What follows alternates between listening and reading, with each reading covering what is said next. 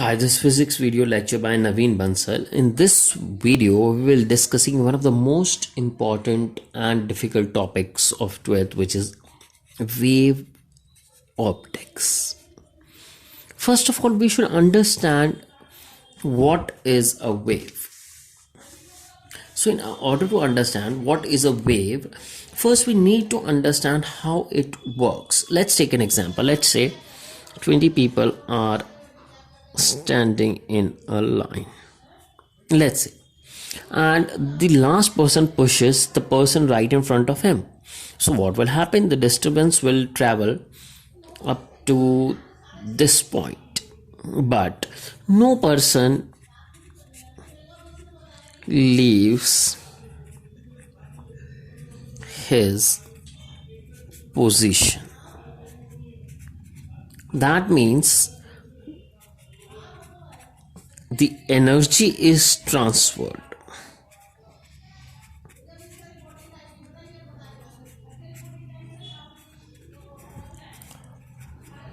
But no material is transferred. So we can say that wave is a disturbance which carries energy and momentum,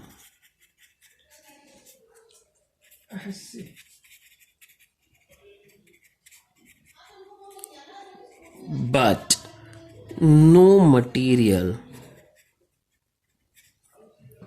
is transferred.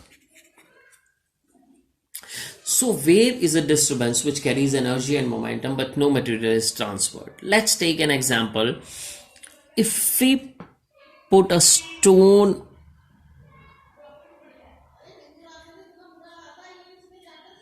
in the water, what will happen? The ripples are created like this, right? So the ripples are created. If you put a stone inside it, what will happen? The ripples is created, but if you place a cork at the center, the cork will move up and down. It will not go sideways. So what it shows, that it is showing that the wave or the particle is moving up and down, not sideways. So the wave can be created due to oscillation of particles, right? So as you have already studied in your previous class, that wave is produced by the oscillation of particles. Now let's say how we can wave is the phenomena which is created due to simple harmonic motion. Let's say how.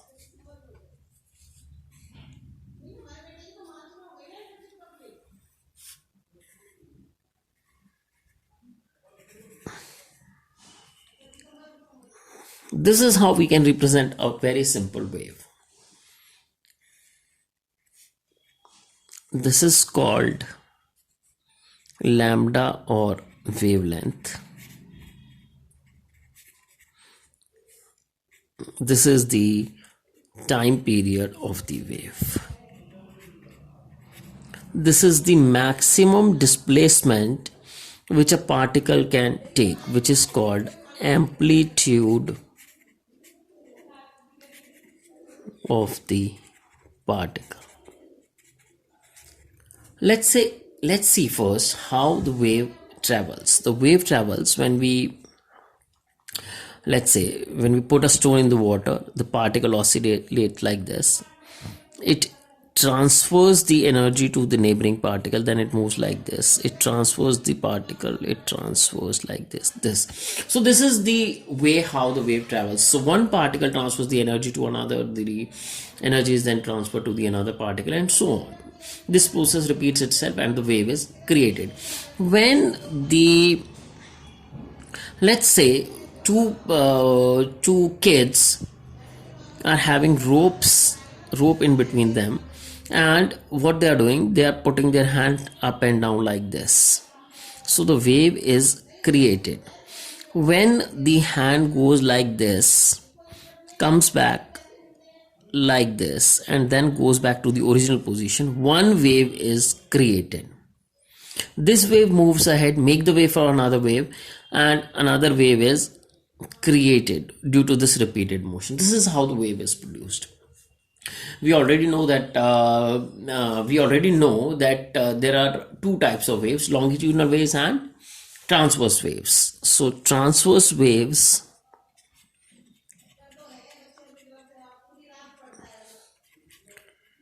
and longitudinal waves.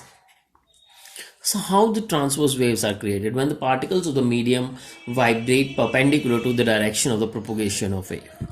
And how the longitudinal waves are produced? When the particles of the medium vibrates in the same direction as the motion of the wave. So example of transverse wave is water wave, and the example of longitudinal wave is sound wave. Now we come to very important concept in wave motion. Let's say let's come to the very important concept in the wave motion, which is, let's say, what is the path difference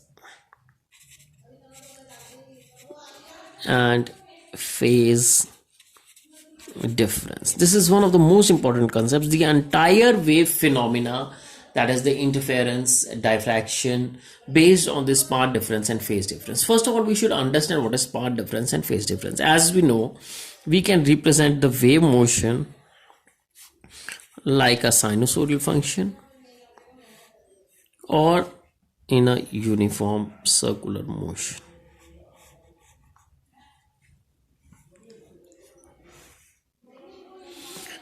This particles comes back in the same position or vibrates in the same phase after the length lambda. So after path difference of lambda, the particle oscillates in the same phase. And let's talk about this circular motion. This particles comes back to the position when it travels a distance of 2 pi. So by comparing the two, we can say path difference of lambda corresponds to phase difference of 2 pi.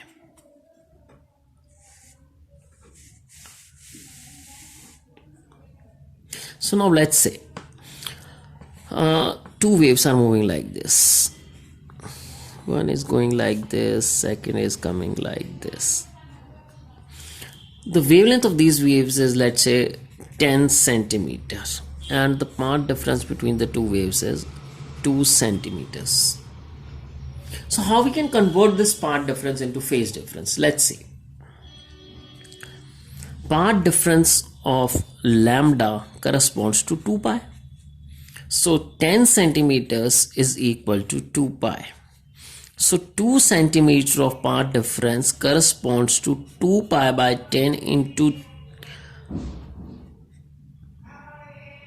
2.